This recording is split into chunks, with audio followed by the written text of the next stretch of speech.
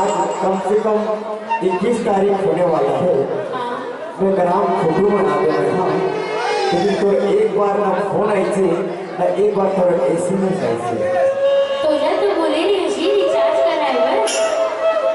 बात रिचार्ज की नहीं भाई, अब तो जिंदगी भर सब मुझ पर डाल दे देते हैं कितने मोर फोन का रिचार्ज करा दे कि एक करा दे ऐसे करके, ये तो गलत बात है।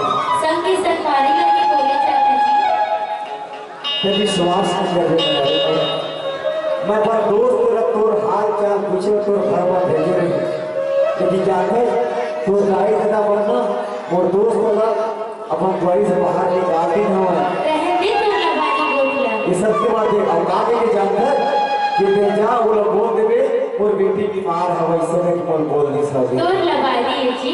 लबारी नहीं, मैं करके तोर माया कर हो जाकर रहने दे तो माया। आज मैं खुदू गांव के पवन भूया हूँ, जनता जनता बैठे ना इधर सामने मैं आज इजहार कर देता हूँ कि मैं थोड़ा कक्का माया करता हूँ। बैलेंस का तो डरवाए नहीं ना, समया बतावत है। ऐसे ही बात पैसा या बात बैलेंस की नहीं है, बात में माया की बात है। तोर माया झूठा है। तो सुन लेते फिर चल।